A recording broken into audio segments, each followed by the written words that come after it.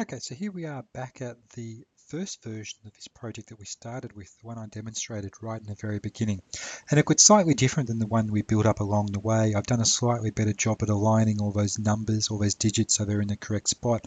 I realized that I actually used a sprite for the background instead of a stage backdrop, and couldn't be bothered going back to change it. So this one has a proper stage backdrop. The only other thing that I've done that's of interest is put a little bit of animation on the trigger clicks. But the key thing I want you to have a look at is the implementation of the logic behind those 3 points digits. As I said when we were first going through it, I wasn't super happy with the way they turned out. That's fairly complex couple of embedded if statements there, which don't read particularly nicely.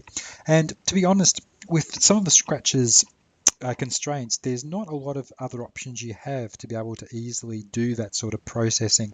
I probably could have used some of the operators of a numeric nature to do a mathematical calculation on the value that's in the home score variable to work out what each costume number should be, but I'm pretty sure it would have ended up in a very similar amount of code.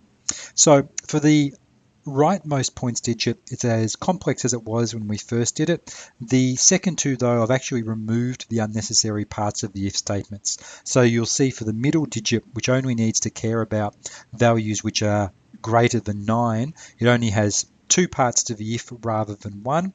And for the hundreds decimal digit for the points, it only needs to consider values above 99, so it only has one if statement in there.